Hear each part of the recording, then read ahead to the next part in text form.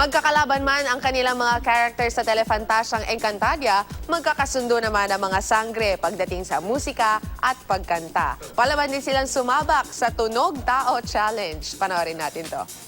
Hindi man nila magawang magsama-sama at magkaisa sa mundo ng Encantadia, nagsanib puwersa naman ang mga sangre na sina Pirena, Amihan, Alena at Danaya sa The Playlist Live online concert para haranahin kayo ng mga paborito ninyong awitin.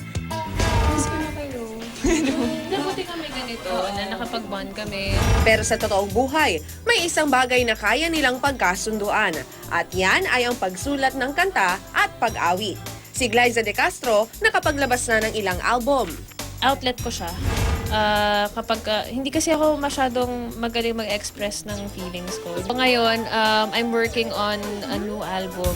Habang si Kylie Padilla, bukod sa maganda rin ng tinig, ay into song and poem composition rin. Doon ko na ilalabas din sa pagsusulat. And nag-start din ako sa mga poems. Tapos naging kanta na lang. Matagal naman ang hiling ni Gabby Garcia ang pagkanta. Before I entered showbiz, talagang kumakanta na kami. Kasama ko sister ko lagi.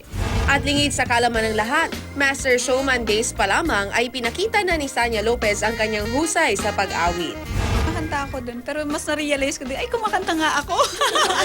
At ngayon, magagawa kaya nilang magkaisa sa ating Tunog Tao Challenge.